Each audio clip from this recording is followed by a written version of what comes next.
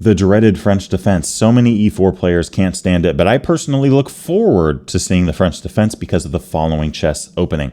Against the move e6, a lot of players go into d4 and e5 going into the advanced variation, but I personally cannot stand this. c5, knight c6, queen b6, all of this pressure on my pawn on d4, and for what? Why do I like this position? So going back to e6, I play knight f3.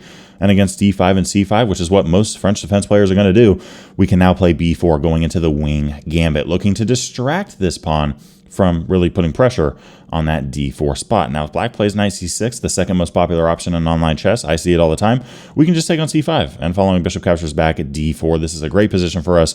Eventually, we can play a move like c3. We have a great center, and black doesn't have that c pawn to put pressure on d4. We gave up our b pawn for the c pawn, which is a great trade for us.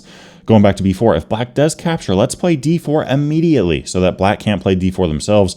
Then we can play a move like a3. And once black takes, let's play c3 immediately. We're not worried about not being able to win this pawn. I mean, we got 1, 2, 3 pieces attacking it on our side of the board. If a move like bishop d7, we can play knight takes a3. And if something like a6, we can play bishop d3. Let's just keep developing our pieces in a natural fashion. Knight g5 is a great way to put pressure against black here. If a move like h6, we can actually play knight h7. And if something like knight g6, let's play h4. Let's start to expand. Bishop e7. We can even play rook h3. This is a ton of fun, looking to get our rook active in this game against the enemy king. Your opponent is probably not going to be very well prepared in a position like this. If a move like castling kingside, well, queen h5. And we're threatening a mate in 1. If you take on g5, we capture back with the pawn. We're still going to be threatening a mate in 1 there.